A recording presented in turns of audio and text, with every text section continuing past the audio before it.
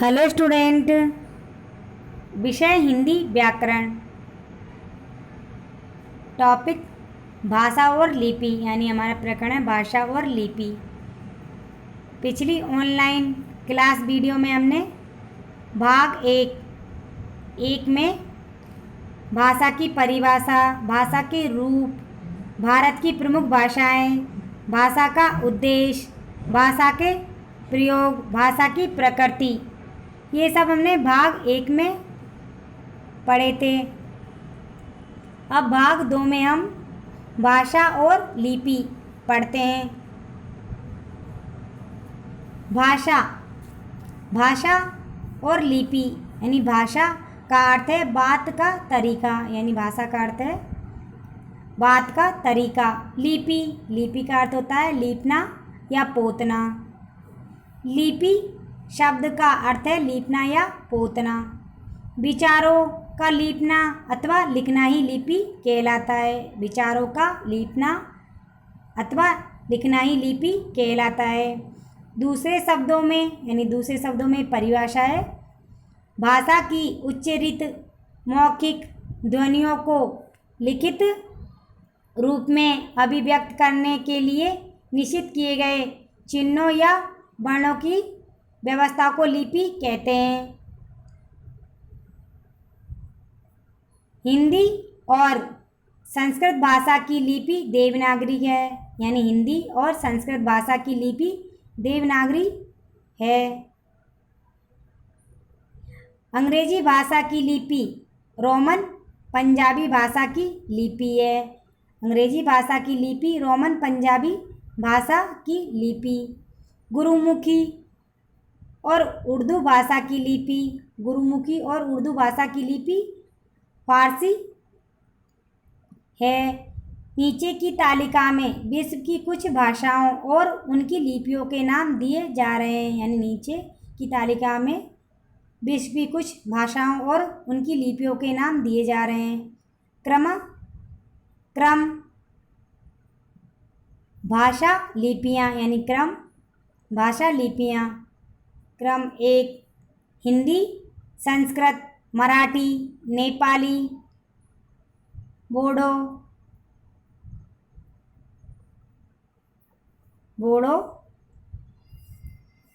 देवनागरी। 2 अंग्रेजी, French, German,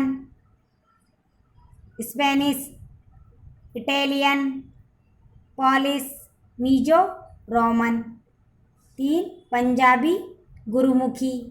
4 Urdu, अरबी, फारसी। 5 रूसी, बुल्गेरियन, चेक, रोमानियन, रूसी। 6 बंगला। 7 उड़िया। 8 असमिया। ये सब भाषा लिपियां हैं। हिंदी में लिपि चिन्ह और हिंदी में लिपि चिन्ह। चलाओ हम हिंदी में लिपि चिन्ह जानते हैं।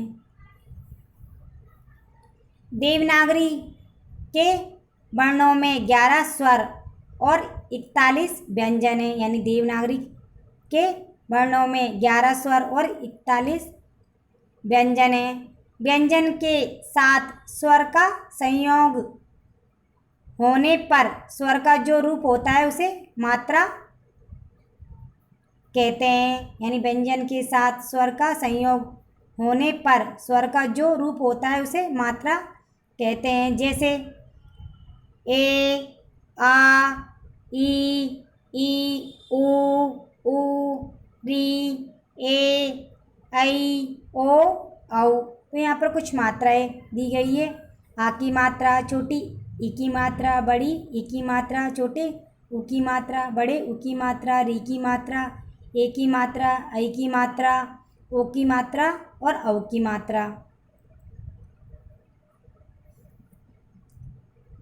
के,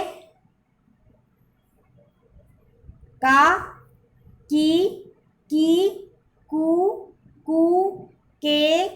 कई को कऊ यानी के का की कु कु के कई को कऊ। यहाँ पर मात्राएं दी गई है।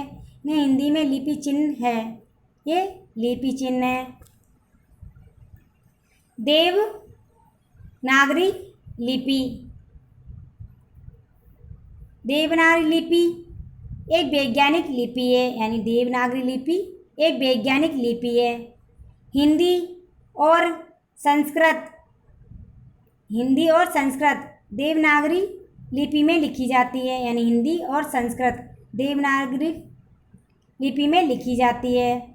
देवनागरी लिपि का विकास ब्राह्मी लिपि से हुआ है, यानी देवनागरी लिपि का विकास ब्राह्मी लिपि से हुआ है। ब्राह्मी लिपि से हुआ है।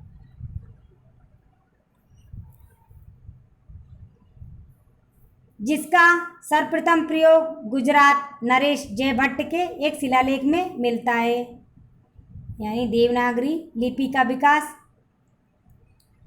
ब्राह्मी लिपि में हुआ है।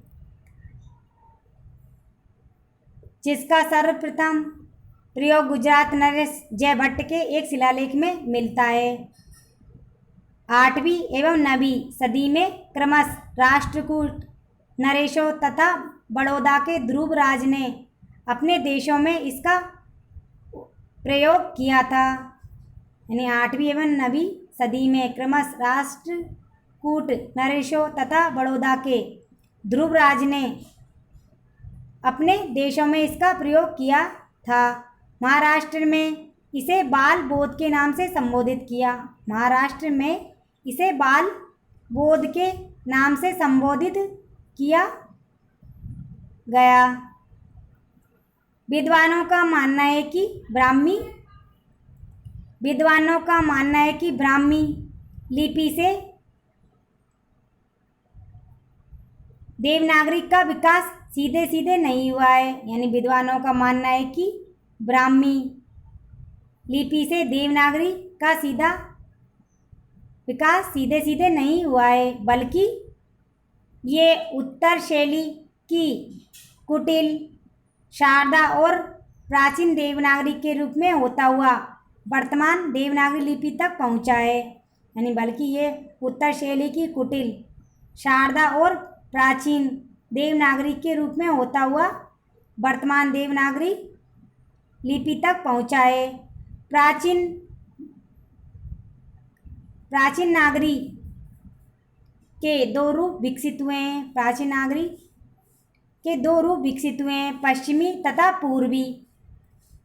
तथा पूर्वी। इन दोनों रूपों से विभिन्न लिपियों का विकास इस प्रकार हुआ है, यानी इन दोनों रूपों से विभिन्न लिपियों का विकास हुआ है। प्राचीन देवनागरी लिपि, यानी पहली है प्राचीन देवनागरी लिपि। पश्चिमी प्राचीन देवनागरी, यानी पश्चिमी प्राचीन देवनागरी गुजराती, महाजनी, राजस्थानी, महाराष्ट्रीय नागरी, ये पश्चिमी नागरी देवनागरी है। गुजराती, महाजनी, राजस्थानी, महाराष्ट्रीय नागरी। पूर्वी प्राचीन देवनागरी केथी, मैथिली, नेवारी, उड़िया, बंगला, असमिया, यानी पूर्वी प्राचीन देवनागरी केथी, मैथिली, नेवारी, उड़िया, बंगला, असमिया। संक्षेप में ब्राह्मी लिपि से वर्तमान देवनागरी लिपि तक के विकास क्रम को निम्नलिखित आलेख से समझाया जा सकता है, यानी संक्षेप में ब्राह्मी लिपि से वर्तमान देवनागरी लिपि तक के विकास क्रम को निम्नलिखित आलेख से समझाया जा सकता है। पहला है ब्राह्मी यानी उत्तरी शैली। ब्राह्मी है उत्तरी शैली।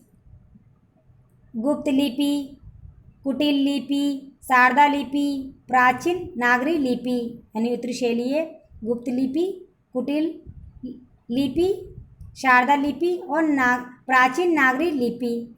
प्राचीन नागरी लिपि, प्राचीन नागरी लिपि है। पूर्वी नागरी, मैथिली, केथी, नेवारी, बंगला, असमिया आदि, यानी पूर्वी नागरी है मैथिली, केथी, नेवारी, बंगला, असमिया आदि। पश्चिमी नागरी, गुजराती, राजस्थानी, महाराष्ट्री, महाजनी नागरी या देवनागरी, यानी पश्चिमी नागरी है गुजराती, राजस्थानी, महाराष्ट्री, महाजनी नागरी व देवनागरी। दक्षिणी शैली और दक्षिण शैली है। देवनागरी लिपि पर 3 भाषाओं का बड़ा महत्वपूर्ण प्रभाव पड़ा है, यानी देवनागरी लिपि पर 3 भाषाओं का बड़ा महत्वपूर्ण प्रभाव पड़ा है। तो पहला है फारसी प्रभाव।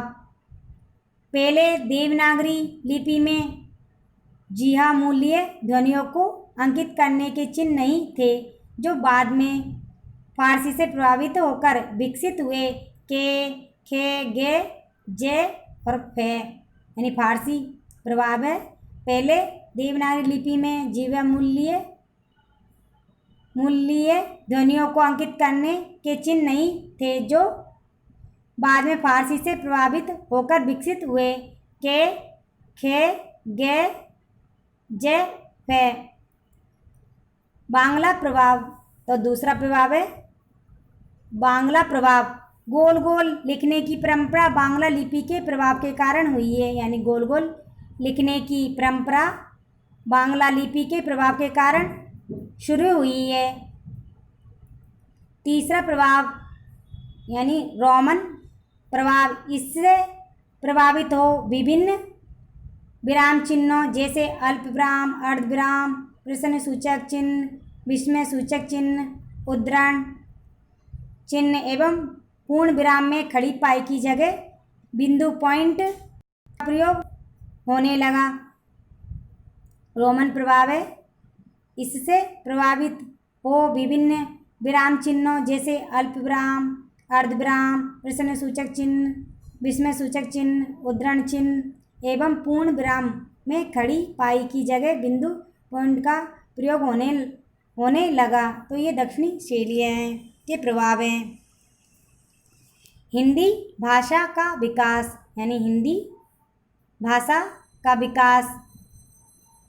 राजस्थानी हिंदी का विकास अपभ्रंश से हुआ है, यानी राजस्थानी हिंदी का विकास अपभ्रंश से हुआ है।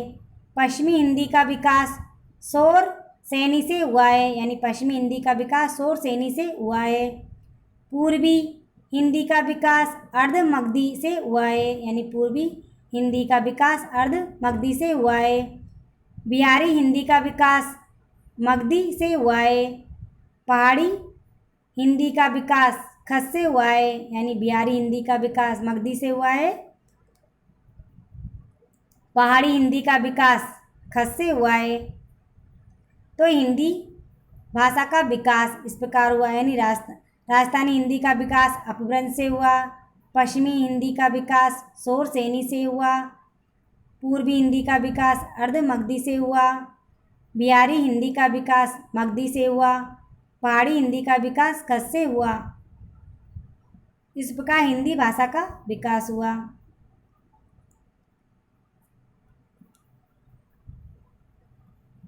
तो आपको अपनी कॉपी में भाषा और लिपि का अर्थ एवं उसकी परिभाषा, भाषा की लिपियाँ, हिंदी में लिपि चिन्ह और देवनागरी लिपि